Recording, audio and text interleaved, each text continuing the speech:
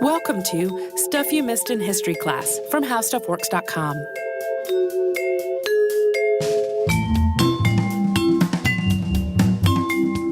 Hello and welcome to the podcast. I'm Tracy V. Wilson. And I'm Holly Fry. For the last, I don't even know how many months, I've had this note on my podcast shortlist that had in all capital letters the word June followed by Zoot Suit Riots. But you may notice it is not June right now. It's a little after June. It's fine.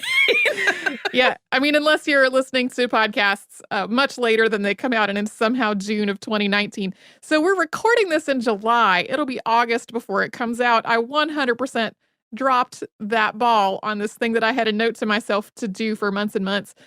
But because the Zoot Suit Riots happened 75 years ago this past June, and because we got a bunch of listener requests for it, and because I answered a lot of those requests by saying that I was doing it in June of 2018, I'm going to do it now, a couple of months late.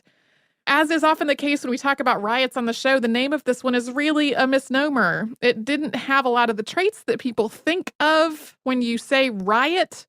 There was not really much property damage. It was more about attacking people. And it also wasn't really about the zoot suits, although zoot suits had come to symbolize a lot in Los Angeles and in other parts of the United States when this happened. So today, we're going to talk about some context of the Mexican community in Los Angeles in the 1940s, as well as a murder that became a major precursor to this mass violence. And then we will talk about the violence itself. Okay, so to start it off, we're going to talk about Spain actively colonizing what's now California starting in the late 17th century. And the region was under Spanish control until the end of the Mexican War of Independence in 1821, at which point it became a part of Mexico. After the Mexican-American War ended in 1848, Mexico ceded a huge swath of land in the Southwest to the United States, including what would become California. California became the 31st state on September 9th, 1850. We talk more about the history of immigration between Mexico and the United States in our 2016 episode on the Bracero program, so we're not going to walk through all of that again today. But the border between these two nations wasn't particularly regulated until the 19-teens. There were several waves of immigration from Mexico to the United States, including refugees fleeing the Mexican Revolution, which started in 1910. So by the 1940s, when the Zoot Suit Riots took place, the Mexican community in the southwestern United States included immigrants as well as people of Mexican ancestry whose families had been there since way before the state of California even existed. In Los Angeles and other cities, the Mexican population overwhelmingly lived in tight-knit communities known as barrios, from the Spanish word for neighborhood. And these neighborhoods evolved through a range of social and economic conditions, as well as discriminatory housing policies and employment and lending practices. Basically, the same policies that enforced segregation of Black residents in other parts of the country enforced segregation of Mexican and other Hispanic and Latino residents in the American Southwest. The barrios in Los Angeles included really densely populated urban neighborhoods, as well as Chavez Ravine, which had been home to a predominantly Mexican population going back into the middle of the 1800s. Because of its steep terrain, parts of the Chavez Ravine were almost rural. Poverty was widespread in these neighborhoods. The housing was frequently substandard and overcrowded, and often managed by predatory landlords. While the Anglo community tended to view the barrios as slums or eyesores, the people who were actually living there had extremely tight-knit relationships with one another. There was a simultaneous mix of intense neighborhood and cultural pride and social and economic isolation from the rest of the city. That wasn't necessarily the case for the young people living in the barrios, though. In the 1940s, young people in the barrios were predominantly the children of Mexican immigrants who had been born in the United States and were citizens. And many of them felt like outsiders, both within and outside of their neighborhoods. They were being educated in English-speaking American schools, and a lot of them wanted to experience life outside the barrio or even leave the barrio. This really put them at odds with their parents, who tended to be traditional and conservative.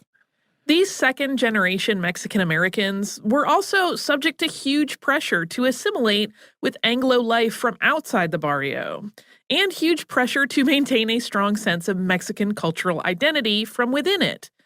And outside of their neighborhoods, they faced discrimination because of their ethnicity, and sometimes outright exclusion from the types of activities that would otherwise be completely typical for a teenager.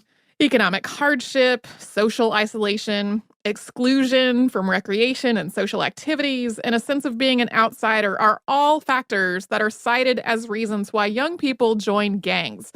And this happened in California in the 1930s and 40s as well, although we should make it really clear that a lot of the gangs in question were more like tight-knit neighborhood cliques than criminal organizations.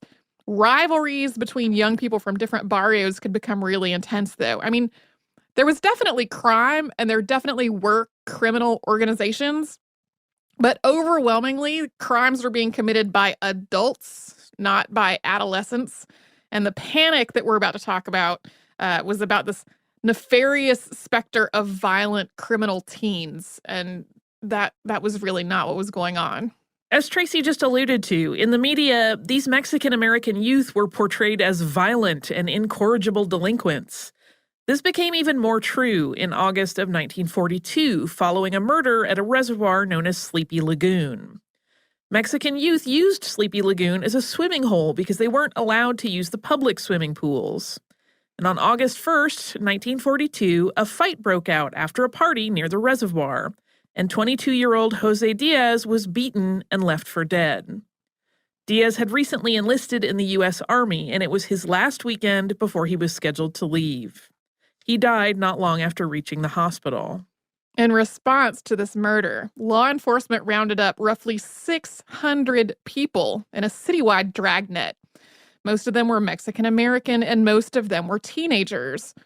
Ultimately, 22 teens and young men from the 38th Street neighborhood were arrested on murder charges, and 17 of them were indicted. They were between the ages of 14 and 22, and they were tried in the largest mass trial in California history. This trial was a huge miscarriage of justice. The judge, Charles Williams Fricke, was known as San Quentin Fricke because of how often he sentenced people to prison there. And during the trial, he consistently sided with the prosecution.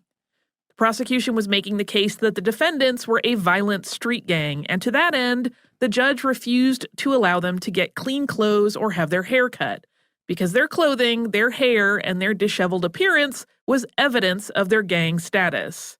We're going to get more into clothing in a bit, but just know they basically kept them in a state that would keep the public mindset completely confirmed that they were everything horrible these people were saying. Yeah, even if when they originally were arrested, they had been wearing neatly attired clothing, they were in these same clothes for the length of these proceedings. So they just became more and more disheveled. The defense also had 17 different defendants to deal with, and the judge continually ruled that their attempts to confer with their clients were disruptive. The defendants were ultimately seated in 2 rows facing the jury, physically separated from their attorneys. Some of the defendants also really did not take this trial seriously. Some of them had never even met the victim and seemed to just assume that they were definitely going to be acquitted because clearly they were not involved. That meant that an all-white jury was constantly face-to-face with a bunch of teenagers, some of whom were chatting with each other and rolling their eyes and generally acting like teenagers who weren't really being supervised in the courtroom. The trial lasted until January of 1943. In the end, 5 of the defendants were acquitted. The rest were found guilty of a number of crimes and sentenced to between 6 months and life in prison, depending on the charge. During these proceedings, girls and young women from the 38th Street neighborhood had also been called to testify and to participate in the investigation, but they refused to cooperate. Afterward, they were taken from their parents' custody, made wards of the state, and placed in a reform school called Ventura School for Girls, and they remained there until they were legally adults. This trial and the news reporting that surrounded it continued to inflame tensions between the Mexican and Anglo communities in Los Angeles. News reports described the kids from the 38th Street Gang as a violent gang, and the whole incident was used as evidence that Mexican youth were inherently criminal and dangerous. Mexican youth gangs were blamed for all kinds of crime and social ills. The idea of a dangerous Mexican criminal element spread among the Anglo population. Rather than doing anything about the social and economic conditions in the barrios, lawmakers and media instead used these young people as evidence of a nefarious criminal element that needed to be dealt with. And Mexican-American youth, who already felt like outsiders, felt even more targeted by an obviously unfair legal and law enforcement system. After 2 years of advocacy by the Sleepy Lagoon Defense Committee, these convictions were overturned on appeal in 1944, although the charges were never formally cleared. The appellate court found a number of problems with that original trial, from inadmissible evidence being admitted to inadequate defense representation to the judge's treatment of the most vocal of the defense attorneys. Today, the murder of Jose Diaz is still officially unsolved. Most of the young men who had been convicted of his murder were still in prison when the Zoot Suit riots happened. We're going to get into the riots, and before that, into the Zoot Suits after a sponsor break.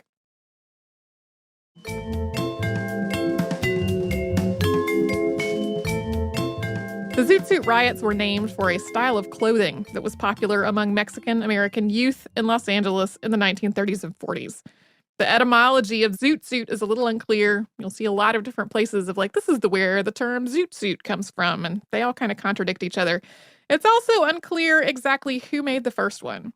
But these suits grew out of jazz culture in African-American communities in other parts of the United States. They were really popular among swing dancers because the cut and the volume of the fabric really accentuated the dancing. Zoot suits became popular among minority communities all across the United States. Whichever minority community was living in a particular place was probably also wearing zoot suits. Even though we are talking about Mexican Americans in this episode, these suits were culturally very important in these other communities. They are part of a lot of literature and essays from the 1930s and 40s, especially by Hispanic and Black writers. Among Mexican Americans, zoot suits were one part of a counterculture movement known as Pachuco. Pachuco incorporated zoot suits along with music and dance and an inventive slang called calo, which combines Spanish, English, and jazz-inspired words, as well as words from other influences. Zoot suits were the most recognizable hallmark of the Pachuco man. These are suits with high-waisted pants, suspenders, and very wide legs that then are pegged at the ankle. The corresponding coats are very long and have exaggerated broad shoulders. Men usually wore them with a coordinating pork pie hat and a distinctive watch chain. Some Pachucas, or women in this culture, wore full zoot suits with the pants. Others paired them with short skirts, big hair, and bright makeup. Regardless of what she was doing, though, women who dressed this way were really pushing gender norms. Wearing the pants was thought of as too masculine, but the short skirts and the loud makeup were regarded as too aggressively feminine and too sexual. To both Anglos and the Mexican parents of these youth, Pachuco wasn't a culture, it was just another word for punk or thug. Mexican parents worried that their children were going to, quote, become Pachucos. And among Anglos, part of the response to this culture might be summed up as, how dare you? Zoot suits were expensive, and news reporting about the style tended to hype up the cost. Pachucos took great care in their appearance. They walked with a swagger, and they took pride in being able to dance and going out and having a good time. So from Anglos, there was this whole element of how dare you spend so much on a suit when you should be living in poverty? How dare you walk with that swagger when you live in a slum? Cesar Chavez, who co-founded the National Farm Workers Association with Dolores Huerta, described it this way, quote, "We were a minority group of a minority group. So in a way, we were challenging cops by being with 2 or 3 friends and dressing sharp. But in those days, I was prepared for any sacrifice to be able to dress the way I wanted to dress. I thought it looked sharp and neat, and it was the style." And to circle back around to the Sleepy Lagoon murder case, the defendants were part of a culture that valued dressing well and taking care of their clothing and appearance. But again, if you recall, they were forced to wear the same increasingly shabby clothes for the duration of their trial. So for Pachucos, this one outfit, the zoot suit, had a whole lot of adolescent rebelliousness and community pride and Mexican-American culture all rolled up into it. And in the 1940s, wearing one became an overtly political act in another way as well. During World War II, fabric was tightly rationed, and zoot suits used a lot of fabric. The Wartime Productions Board limited the use of wool in March of 1942, and it banned a number of extra flourishes on clothing that required more fabric, including cuffs, pleats, pocket flaps, and vests. Zoot suits were pretty much all extra fabric. Having made one, I will wholly endorse this fact. They take up a lot of yardage. And at first, tailors got around this by making zoot suits out of other fabrics besides wool. But in October of 1942, the WPB specifically banned those as well. It wasn't illegal to wear a zoot suit, but it was illegal to make them, although bootleg tailors continued to do it anyway. The city of Los Angeles also debated banning the wearing of zoot suits that year, but ultimately did not. By 1943, zoot suits were very closely associated with crime and with juvenile delinquency. We talked before the break about the widespread media coverage of Mexican youth portraying them as incorrigible criminals. Tied to that stereotype was the clothing that they were wearing. Under President Franklin Delano Roosevelt's Good Neighbor policy, which was meant to improve American relationships with Latin America, news outlets in some cities stopped using the word Mexican in crime reporting. Instead, they were writing things like zoot-suited thugs, which everyone read as basically a Mexican gangster in a zoot suit. This use of language didn't really do anything to shield Mexicans from the perception that they were criminals. And it did reinforce the connection between zoot suits and crime. On June 2nd, 1943, an article in the LA Times called the zoot suit, quote, a uniform of delinquency. Calls to police were common just because someone in a zoot suit was inherently suspicious. Simultaneously, in the early 1940s, there were a lot of service members from the U.S. military in Los Angeles at any given time. Some of them were passing through, some were preparing to deploy, some were on shore leave, and some were training at the Naval and Marine Corps Reserve Center in Chavez Ravine. Also known as the Naval Reserve Armory, this facility opened in a predominantly Mexican part of the city in 1940. Especially on weekends, the number of military personnel in Los Angeles could swell to about 50,000. A lot of these servicemen felt like the zoot suiters were deliberately antagonizing them. They were wearing unpatriotic clothing that flew in the face of wartime rationing. And on top of that was the perception that the zoot suiters were also draft dodgers. And while that may have been the case for some, a lot of the Mexican youth who were part of the Pachuco culture were too young to enlist. There were also stories of men wearing their zoot suits when they reported in and being turned down for military service because of the perception that they would be troublemakers. And of course, there were plenty of Mexican Americans serving in the armed forces, although numbers were not clear because their numbers were not separated out from the white population. At the same time, there was also a lot of overall anti-immigrant sentiment going on, even though most of the young people being targeted here were American citizens of Mexican descent. What we're talking about today was happening in parallel with the signing of Executive Order 9066 and the mass incarceration of Japanese Americans from the West Coast of the United States. Almost 2/3 of the people who were incarcerated under that executive order were also American citizens. Fights between service members and Mexican civilian youth became increasingly common in late 1942. In December, they were reported at a rate of about one per week. By the spring of 1943, that had increased to between 2 and 3 fights per day. Each fight became justification for the next one, and sometimes they erupted into mass violence. It's not totally clear what caused these ongoing clashes between service members and civilians of Mexican descent to escalate into mass violence. According to a number of sources, it was a fight between 11 sailors and a group of zoot suiters on May 30th, 1943, which left one sailor with a broken jaw. These riots started on June 3rd and were, at least in theory, in retaliation for that earlier fight. And we're going to get into the details of the Zoot Suit riots after we first pause for a break where we hear from one of the sponsors that keeps this show going.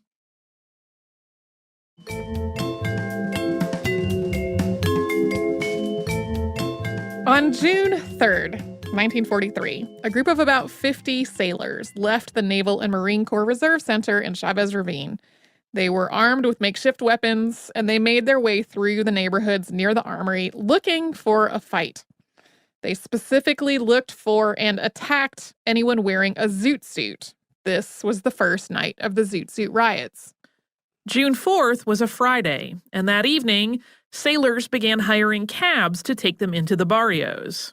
They treated this like a seek and destroy mission, seeking out and beating Mexican youth, especially the ones in zoot suits, but they also attacked people who were not in zoot suits. 5 victims were hospitalized. Most of the sailors had returned to base by the time Shore Patrol and the police arrived, and there were only a few arrests, and those were mainly Mexican victims.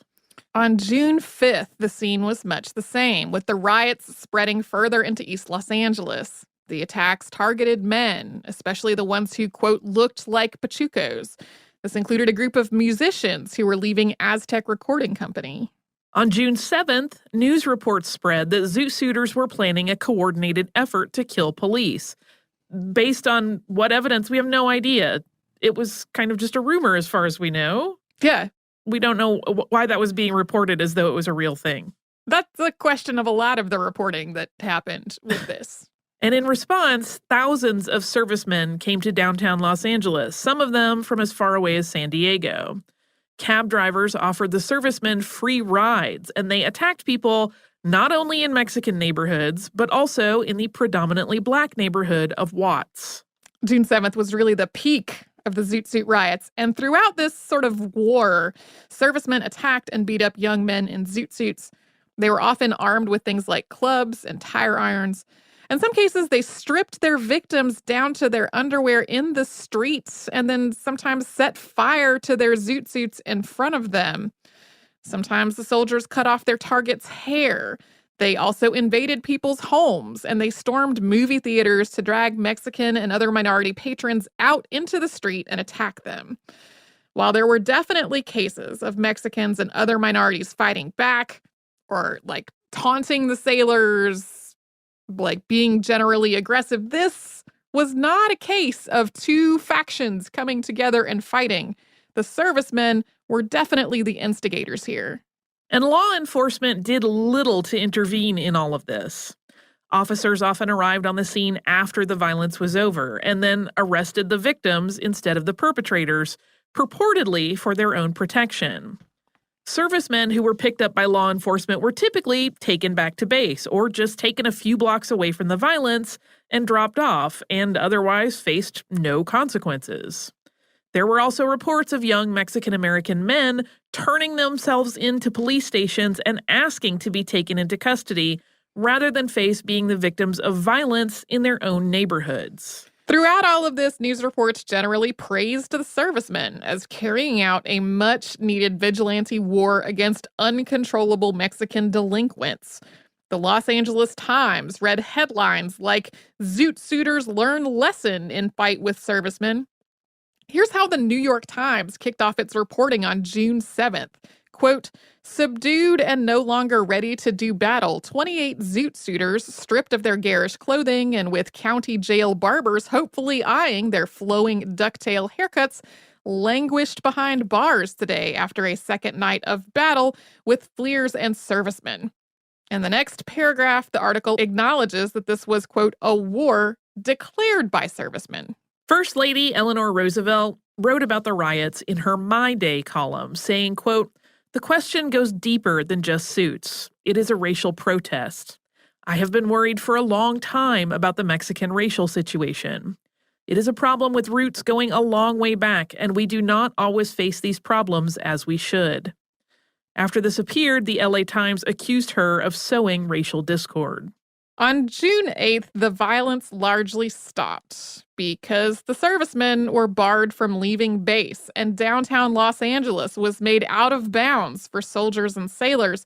At the same time, the official Navy position was that all of the actions by sailors were in self-defense. That was patently false. They were picking the fights themselves. The Shore Patrol was also given orders to arrest any member of the military whose behavior was disorderly. On the 9th, the Los Angeles City Council passed a resolution banning the public wearing of zoot suits, with 50 days in jail as punishment. Although there had been hundreds of injuries, some of them severe, there were no deaths during the Zoot Suit riots. But the racial aspect of the violence is obvious by the numbers. In terms of hospitalizations, about 100 Mexican Americans suffered serious injuries compared to roughly 16 servicemen. There also would have been lots and lots of people who were hurt but didn't seek medical care. There were also arrests of close to 100 Mexican Americans compared to about 20 servicemen and about 30 non-Hispanic civilians. After this was over, 2 committees were formed to investigate and find out the cause of the riots. One was a citizens committee ordered by California Governor Earl Warren. The other was an anti-American activities investigation presided over by State Senator Jack B. Tenney, which looked for fascist and Nazi instigators. No evidence was ever found or published to back up the whole fascist/Nazi angle, but the Citizens Committee report was clear. Quote, in undertaking to deal with the cause of these outbreaks, the existence of race prejudice cannot be ignored. In response to this, Los Angeles Mayor Fletcher Boren, on the other hand, maintained that race was not a factor and continued to blame the riots on the Zoot Suiters and on juvenile delinquents. The Citizens Committee report outlined some of the social conditions that had led to all of this. Quote, there are approximately 250,000 persons of Mexican descent in Los Angeles County. Living conditions among the majority of these people are far below the general level of the community. Housing is inadequate. Sanitation is bad and is made worse by congestion. Recreational facilities for children are very poor, and there is insufficient supervision of the playgrounds, swimming pools, and other youth centers. Such conditions are breeding places for juvenile delinquency. The report also addressed the basically ubiquitous idea that there was an epidemic of juvenile delinquency specifically among Mexican youth, saying, quote, all juvenile delinquency has increased recently in Los Angeles. This includes crimes committed by youths of Mexican origin. But the fact is that the increase of delinquency in the case of youths of Mexican families has been less than in the case of other national or racial groups and less than the average increase for the community. The committee also made a number of recommendations to try to address the root causes of delinquency and gang formation. Better training for police officers who were working in multiracial communities. Better and more widely available youth and recreation facilities in Mexican neighborhoods. An end to discrimination and segregation at public facilities. What the committee really did not investigate, though, was the actions of the Anglo servicemen and any Anglo civilians who had participated in these riots. It didn't touch on the fact that large numbers of servicemen were leaving their bases during an actual war, that being World War II, to go and attack civilians.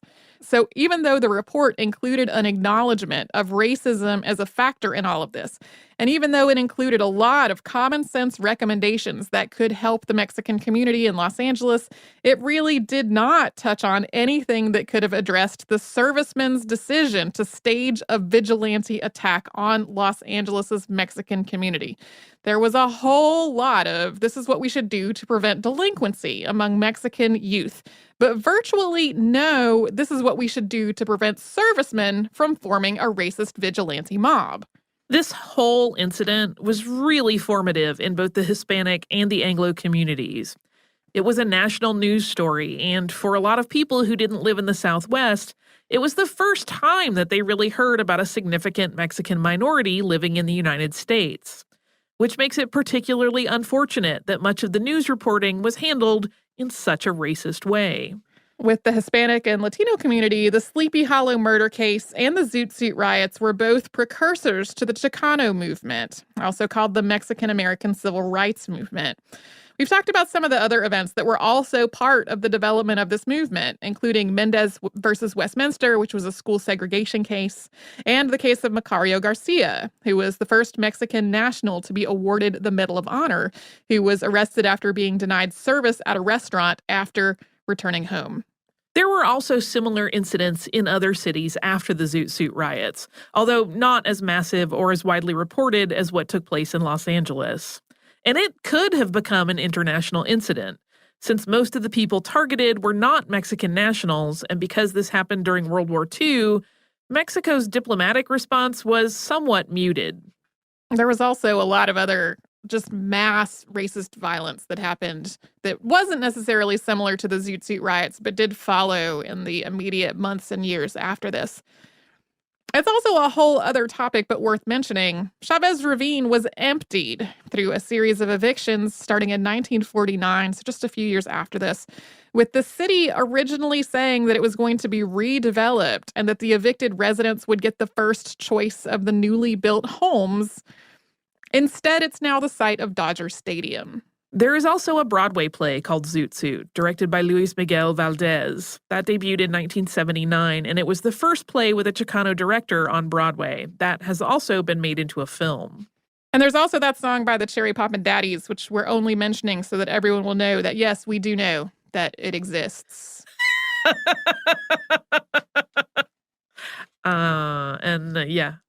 Makes it sound like a whole lot of fun when it was not.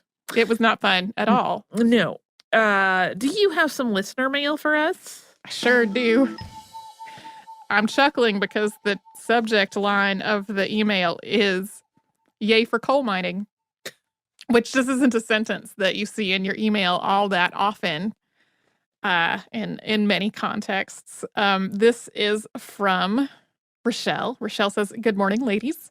I've never written into a podcast before, but I have been so taken by your podcast, I can't help myself. I have only started listening to your podcast a couple months ago, but I am quickly catching up to the most recent episodes. You have such a delightful, wonderful podcast that helps me get through dull days at work. I've been a lifelong history buff and fun fact fiend, and your podcast is a wonderful mixture of both for me. I would just like to take a moment and say I love fun fact fiend."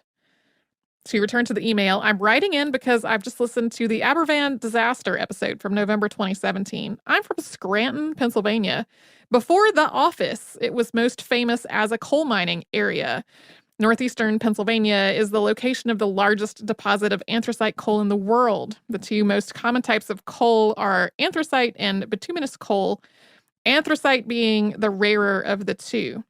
My grandfather on my dad's side and my great-grandfather on my mother's side were coal miners. We have had our own mining disasters, which sadly, as you said in the episode, are all the same. I am a metalsmith, and for my MFA thesis, I created sculptures and paintings telling the stories of coal mining in northeastern Pennsylvania, with the main takeaway being that this story is common 1,000 times over and being told through the lens of Scranton. Rochelle then ends with some episode suggestions for future episodes, and I just wanted to say thanks for sending this email. If you want to send us pictures of your MFA thesis, I would be super interested in seeing that as well. So thank you, Rochelle. If you would like to write to us about this or any other podcast, we are at historypodcast@howstuffworks.com. We're also all over social media at Missed in History. That is our Facebook and our Twitter and our Instagram and our Pinterest. You can come to our website, which is missedinhistory.com, and you will find show notes for all the episodes that Holly and I have done together, as well as a searchable archive of every episode that's ever been on the show. And you can subscribe to our podcast on Apple Podcasts, Google Podcasts, and wherever else you get your podcasts.